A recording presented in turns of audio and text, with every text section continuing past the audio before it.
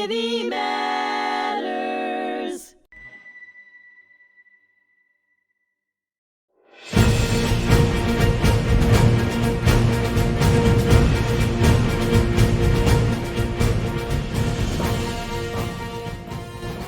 Hello, and thank you for joining me today. I'm your host, Richard Acritelli, and on today's episode of The Fog of War and Humanity here on hmTV, with me as my special guest is Dani Koulermos. Will join me for a conversation about her time dealing with veteran suicide and awareness and trying to handle this huge problem that does hurt our veterans community. Dani, where did you grow up as a kid, and what were some of your interests? I grew up in Northport, which is in Suffolk County. We have a high concentration of veterans. My grandfather was a Marine, so he served for 50 years in the American Legion in Northport as a commander. So I grew up around very strong, admirable people, and I also was an artist. So by the time I was 18, I had too many tattoos to join the Marine Corps. In 2009, they let me go. They disqualified me because I had too many at the time. But I was just redirected into the U.S. Army. Okay. So I joined the U.S. Army for the military police. And I enlisted in 2011. I didn't leave for boot camp till January 2012. At the time, they were integrating female into a OSET, so 6 months straight of training, both male and female, in training together from basic training through AIT. Where did you do your basic then? I did my basic in Fort Leonard Wood, Missouri. Yeah, that's where I did mine in 1994, Fort Lost in the Woods. And Fort Lost in the Woods. Terrible place. Well, it's all right. You know, it's like every military base has their own It's niche. the weather for me. Yeah. Because we could never not cover our backpacks because we never knew it was going to be raining or a hurricane or you didn't sunny. know the weather. It was always yeah. changing. So that was terrible. Okay. Now, you do your basic down there. What were some of the positives that you saw in terms of your basics? Certain things that you learned or were able to do? I don't know about basic training. The positives that I found there is more like when you went to like the real Army, when you went into whatever your duty station was after that, because I was very special in the way I grew up. So I grew up in like Humvees, I grew up in trucks, I grew up in convoys and around weapon systems. And so it was kind of just like the best 6 months for me. I had so much fun just learning how to just preserve like history and push your body to your absolute limits. Okay. Yeah. And then you do AIT in terms of the military police. So you do basic, and then will you go like 2 miles away and you go to AIT? It was pretty close, right? We start the same drill sergeants you had when you started, the same company you started with. Oh, you kept the classes together. Yeah, wow. For 6 straight months. Wow. Yeah. Wow. So, all right. And it was different because we had males and females. And so integrated training at the time was something that males were not used to. So for like, I had all male drill sergeants. I didn't have a female drill sergeant. So when you kind of, you have to understand that I was able to do the role of a male, like to their standard. And so it was really fun. It was cool. Now, when you look at AIT, what were some of the things that you learned that still stay with you today in terms of the military police? It is definitely integrity. Integrity first, obviously. And that justice. Like I really did join because I wanted justice. I wanted to be someone who can handle a situation and someone who's confident that it's going to be, it's going to be done right. It's going to be done to the degree in which it needs to, because I really wanted to change the world. Okay. And they call that what the Uniform Code of Military Justice, right? UCMJ, right? Yeah. So did you have any instructors that were, before that in Iraq or Afghanistan where they kind Absolutely. So I joined in 2012. My basic training was all of them transitioning. They'd already had been in war at this time for 10 years. So a lot of them had, very different expectations of what the Army should be. But they were also tired. They were hurt. They'd seen a lot of things at that point. So salty dogs. Yeah. And so they really taught us what we needed to know. There was no we knew that the second that we wanted to go to combat. We knew that we wanted to make a difference because the war had already been for 10 years. And so for my generation of the GWAT, the Global War on Terrorists, I'm also a millennial. So I watched 9/11 happen in real time. Yeah. So and you're here from Long Island. I'm here from Long Island. I watched it in real time. Yeah, I grew up on 10th Avenue. And Chris Scherer was a Marine who was a sniper who was killed in action in Iraq. And so I did the grid, and that brings our community together to honor his life that was taken. And he went to Northport High School? Yes. Wow. So I am very lucky to be around heroes. I mean, I grew up around heroes, and so I always had, the best opportunity for just being grateful and appreciative for American freedoms. And so I grew up a patriot. 9/11 happened. I knew I wanted to join.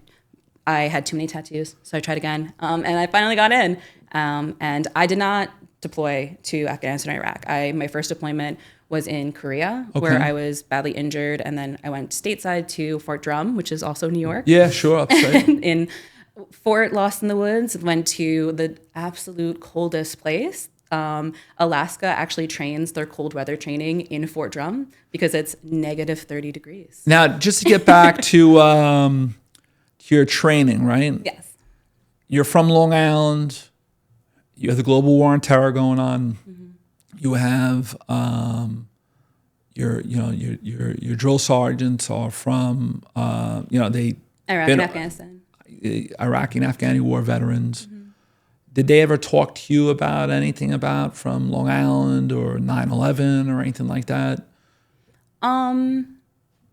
Maybe not Long Island and New York, because a lot of the people I joined who had joined were from other states. So that's also really, a part of being in the Army, being one of the biggest branch, is that you get people from all over. So you have people from the East Coast and the West Coast in your basic training. So you get to meet people from other places. Okay. So I did not serve with fellow New Yorkers, but I did get to learn about, the other states. All right. So you graduate. You said that you had gone to South Korea. Mm-hmm. Were you up near the DMZ? Were you on an air base? Where were you in South Korea? Camp Humphreys. Okay. It's a 5-mile base. It's an air base. And there's not much to do but run 5 miles in a circle and get in trouble. Okay. So, yeah, as a military police officer, it was fun.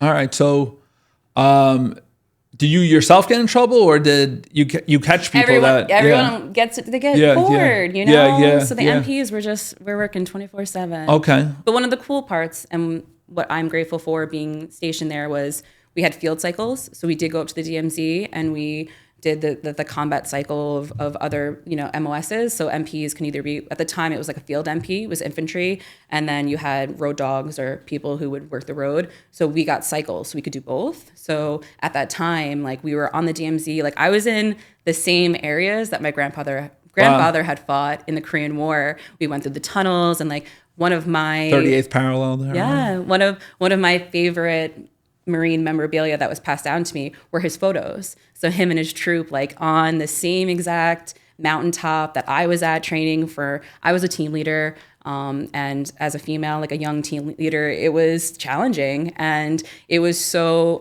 you couldn't stop me because I was my grandfather fought here. Was here. Yeah, I'm gonna fight here just as hard as he did. This is a family affair, right? Yeah. So, now, do you have any recollections of the DMZ? When you think of that, being one of the most fortified areas in the world, right? Yeah.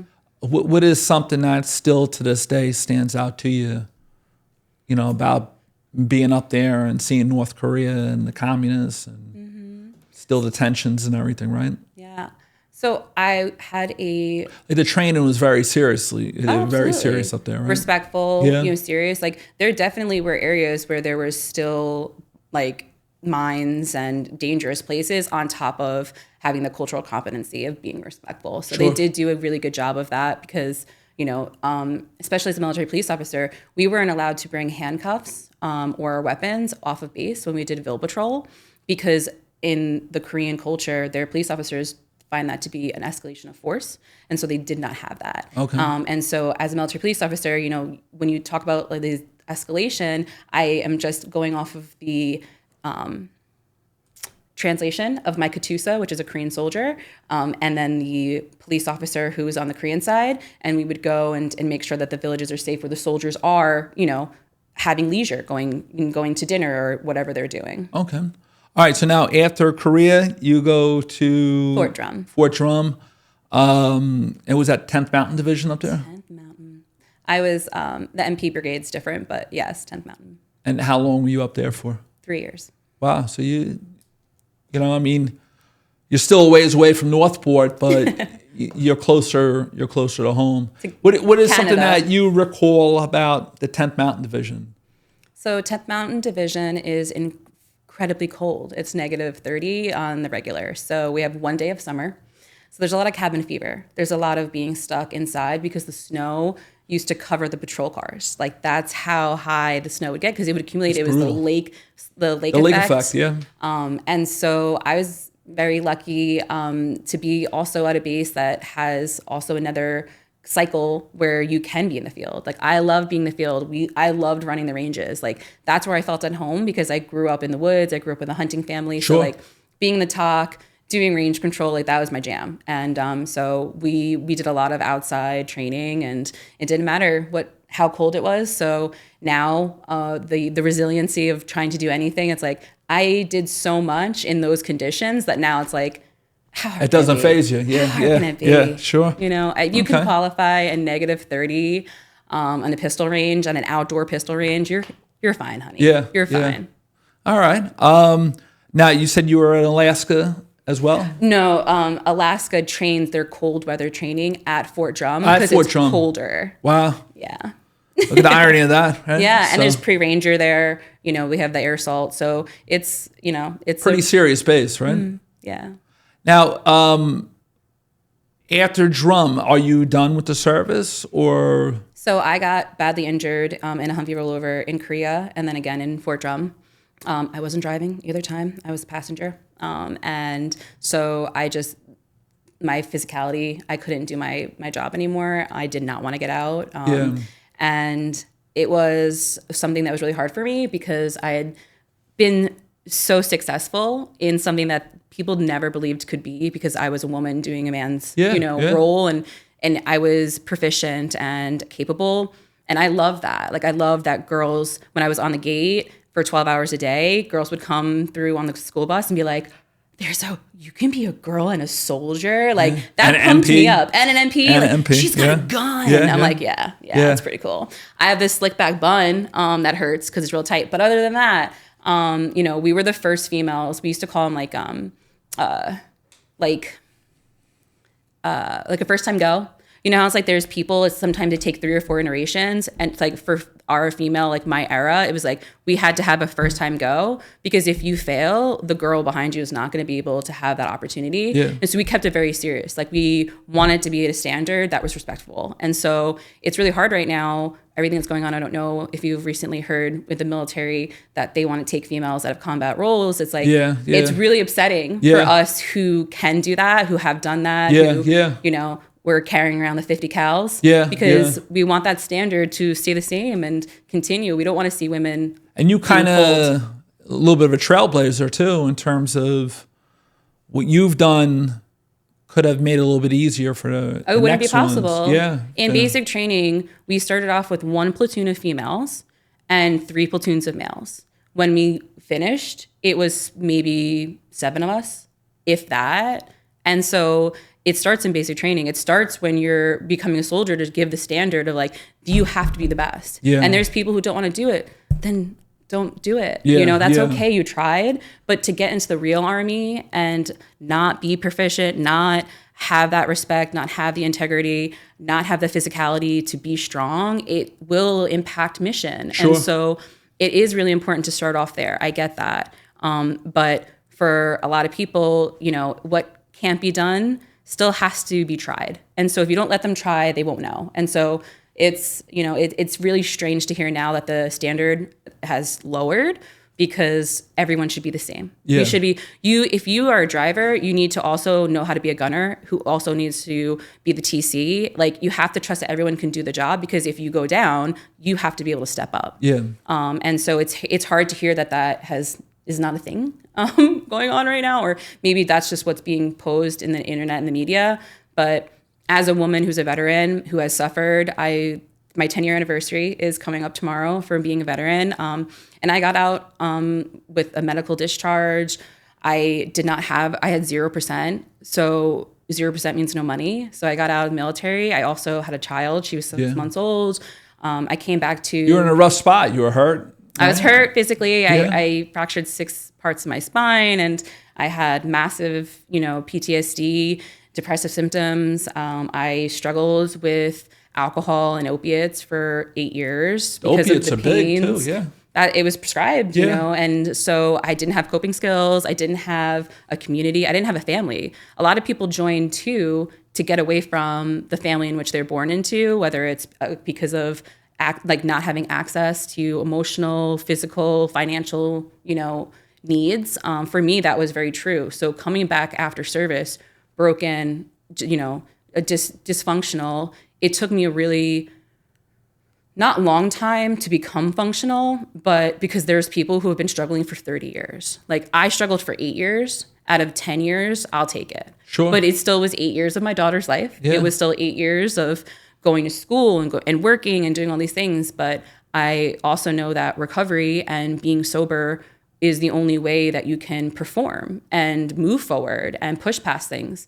And if you don't want to get caught in the cycle, you have to break the cycle. Yeah. My father was an alcoholic. My grandfather had PTSD from the Korean War. So I'm a third generation, but I also broke that cycle for my daughter because she's an Army brat, and her father's a military police officer who's been deployed 3 or 4 times now, so our kids, my generation, they're in some hard families, and I feel like they don't get the respect of that. But, the GWAT generation, we are our parents. We are trying, and we can't be dysfunctional because we would just be as dysfunctional as our parents were because their parents were in Korean War, World War II. So it's like, I see it as very historical, like patterns of like the Vietnam generation. They came home, they weren't respected, they weren't loved, right? That's why they had such a hard time transitioning back into civilian life because how they came home. For us, we were like we went on a 20-year long war that we kept waiting to end. And then how it was exited, a lot of people were upset about because they lost lives gaining land that was just given back now with more resources. And at Afghani, for people whose lives were lost, that was a lot of people. Yeah, they sacrificed. They put a lot of time and effort and lives blood, sweat, and tears to gain that land, and try to make that into a better place. But even for women who joined in my era, it was like, I want children in the Middle East, girls to read. I want them to be able to drive, go to school, to school. So I was like, you can give me 250 cows. I'm still gonna keep running until I pass out. So that was just my mentality. And even now, I have a daughter. She's 10, and the children in these places aren't any better than they were when I was 10. Yeah. And it's hard as a parent. It's hard as a veteran. It's hard as an American to be in America right now with everything that's going on, geopolitically, politically. And I could focus on that and get really stressed out and say, wow, we're back to exactly where we were with Vietnam and everything else. Or we could focus on the positive. In Vietnam, when everyone came back and they couldn't reintegrate, the veterans took care of themselves and people took care of them. They had, they explored with psychedelics. They explored with art and music. Like they tried to find their own solutions. And I think that we're back here in 2025 to that kind of like, we can't rely on these resources, so let's make our own. And I want people to understand that community is so important and that we have this impossibly high rate for veteran suicide because they don't have family members that care about them. Yeah. And you think that they're going to come home to this family who's like, yes, we're so patriotic and we love you, but that's not the case for everyone. Now, you just did something that was extremely positive, right? Yes. And Chad Linden was sitting in the same seat as you, and love Chad.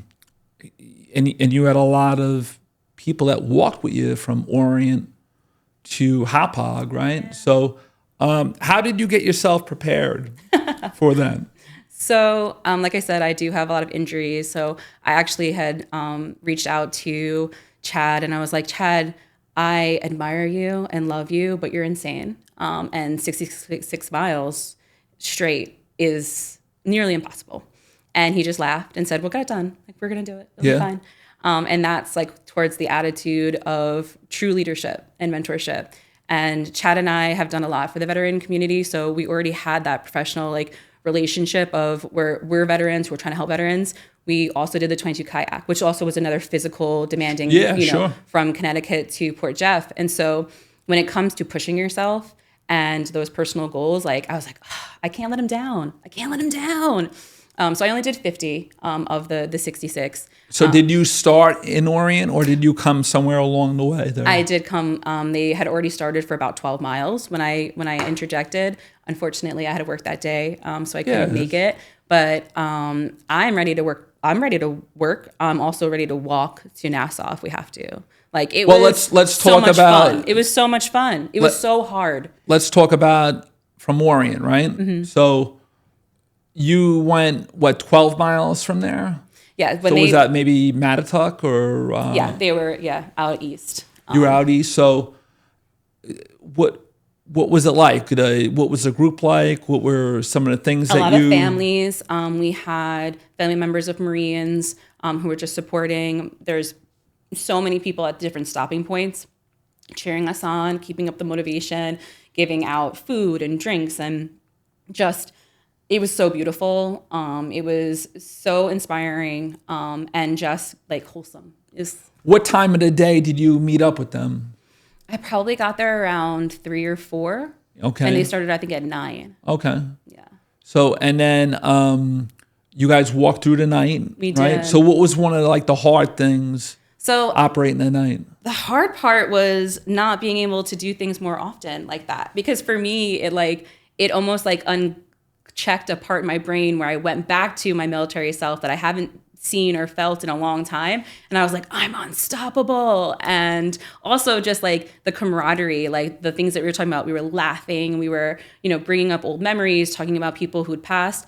My huge ask is just understanding that these are people at the end of the day and their family members and friends. And I have lost so many friends post-service to suicide than I've ever lost even serving during GWOT. It definitely is a serious. The main concern is like I'm losing friends at a rapid rate post-service because they don't have the support that they need. So we need evidence-based training. We need trauma-informed care. We need specialized programs for them because it's not working and it shouldn't be. Like we can help, we can recover, we can become like a team again. And that's what Chad essentially unwillingly kind of built was because we were like, we're not going to stop. We have to do this. Like I call him my liege because he's a legislator. He's, a lieutenant colonel. He's also a father. It's like, there's so much that is empowering in the things that he does. And we didn't want to let him down. And so we had fun. It was incredibly difficult. But now you guys walked through the night. We did. And because we were because we were paced, it was very much like you were on a ruck march. Yeah. Like I had my assault pack. I was very into it. I had my sock bun. I had to get into character. Yeah. And so it was hard, but it was fun. And that really is the pretty much definition of the military. Now, where did you stop along the way? So you go from Mattatuck to Hauppauge. Do you remember where you guys made stops? I don't remember specifically. There was at least 6 stops at different locations, and there were people there at each one of them to bandage, to assess. It was done perfectly. Everyone was safe. Everyone was pushing each other, motivating each other. It was wonderful. Wow. And then what was it like the last stretch that you would say? Well, the last stretch was hard only because we had a little bit of time in between, so we had to wait. So the lactic acid starts to build, and we're all in Dunkin' Donuts just waiting for the sun to come up. We were going a little too fast. We were too motivated. Yeah. So that was difficult, but getting there, the flags, the ceremony, seeing all the supporters, seeing all the families. My daughter was there. My support animal, Shelby from Paws of War, was there. Wow. My dad was there. And so the welcoming to the ceremony was just beautiful. And it was just really wholesome. Real accomplishment, right? Yeah, especially because I didn't think I would get that far because of my ailments. But it's also like you have to push yourself. Like you have to. Did try. you have like anything with your legs? Were your legs starting to Oh my God, shut down a little bit? So much pain. I had 3 braces that I would switch out in my backpack. I had, my salt pack was light, but it had all the stuff I needed, because you just got to push through the pain. It's like you can't stop. Yeah. I also did not get as many blisters because I swapped off sneakers and boots. Okay. And so that is something for anyone who wants to try. Everyone got really bad blisters. Would have you had rather just wore sneakers rather than the boots itself, or was the boots pretty? The boots pretty were good? symbolic to me, like even with the assault pack, like it was the weight, that I really wanted to honor and hold, but it's also those things that remind you, your nervous system, your body, that you're in control. Like you could push past it. Now, let's say you hear, let's just say this, you hear it's being done. What advice do you give to other people that are going to go with Chad Lennon again and do all these positive things to combat PTSD, right, and so on? What's a piece of advice that you give them? I was walking at least 10 miles a day, probably up until like a week before, and then I spread it out. So definitely prepare physically. It's a walk, it's not running. So it's not, it was literally 2 marathons, back to back. But when you're walking, it's less on your body, but still stretch, and one of the best parts of meeting new people is new connections. Yeah. So when I was there, I met with all these different people who care about veterans and care about... There's a lot of camaraderie. Yeah, right? care about everything. And so I was like, I have her number, I have his number, and like, let's do this. Let's program, like, let's get all the things that we know works together. And so that kind of social connection, which is true and real, and you can touch each other, I think is the most important part, because a lot of veterans are isolators. Yeah. And so you can sit online all day and send memes back and forth on Instagram, but if you don't get out there and see your friend and say like, I can look you in the eyes, you're not well, that's where that accountability comes in for friendships that I think will keep people alive, because they know they're cared about. They know I can see you. Like over the last maybe week, have you been texting with any of the people or calling them? Oh, I struggle really hard around this time, from like 9/11 to Veterans Day. Like for me as a New Yorker, Long Islander, disabled veteran, I struggle. And I'm very grateful for the people who will reach out to me, because they know it's a cichlid. It happens every year. But communication with you could be a little bit hard. So I know that I'm checking on people, but I also know people are checking in on me. Good. And so it's something that has definitely helped, because it's just that little bit of like, okay, reassurance, like validation. I'll call people and be like, I had this thought, and am I acting out, or am I crazy? And they'll just be like, no. I'm like, okay, I just needed that, because sometimes you can just feel like too much, like this is all making too much sense, and then you get kind of in this spiral, and how you get out of it, that coping is really important. And you do that today, right? You help people, right? I'm a creative arts therapist, so I work with veterans. I've worked with... and you always loved the arts growing up as a kid, right? I wanted to be a comic book illustrator at SVA, the School of Visual Arts in the city. Wow. Yeah. And what are certain things that you might do with veterans to help them out? So as a creative arts therapist, we have the ability for nonverbal communication. So a lot of time people, they try therapy and they go to somewhere and they sit on a couch, or you're virtual and you're speaking. Nonverbal communication is drawing, painting, music, movies, that I can say these are characters or these are things that are outside yourself.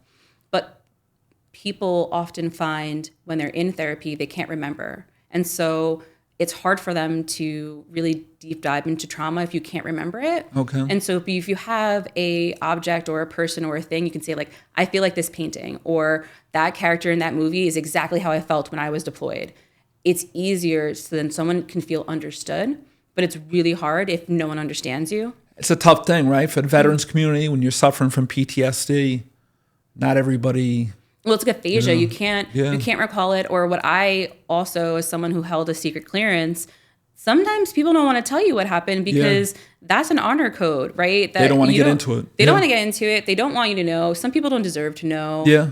Some people shouldn't know. But also, it's, that doesn't help. So the nonverbal communication and the beauty of art therapy is you can say that, Joe Snuffy did that, or you heard a story and then it's not as real. And so they can process it a little bit more.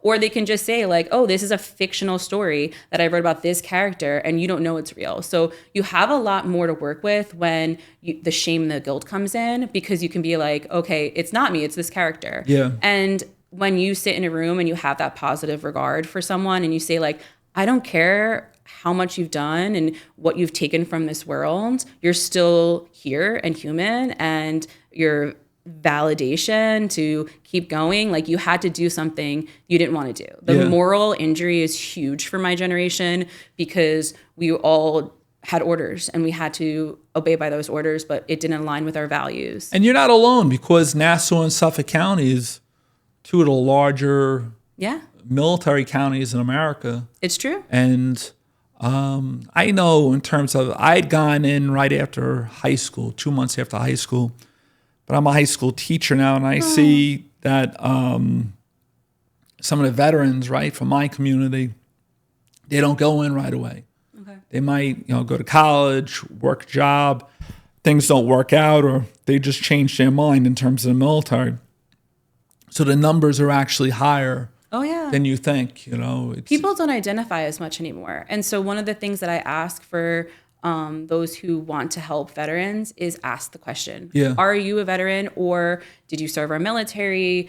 Because as a female, there's no demographics because people aren't asking the question. But for males, you may have this prestigious, position somewhere as a CEO or a teacher or a nurse, and they identify that your job and your occupation with who you are now, not who you were back when you were 19 or 18 or 25 when you were in the military. Yeah, sure. And so that's a big part of it, identification. All right, Dani, thank you very much for coming down here. Thank you. It's a pleasure having you. And did a great job with the walk and your military service, and and everything that you're doing today. Thank you. Thank you. All right, this is Richard Acritelli with hmTV and the Fog of War and Humanity. Join us when we meet up again next time.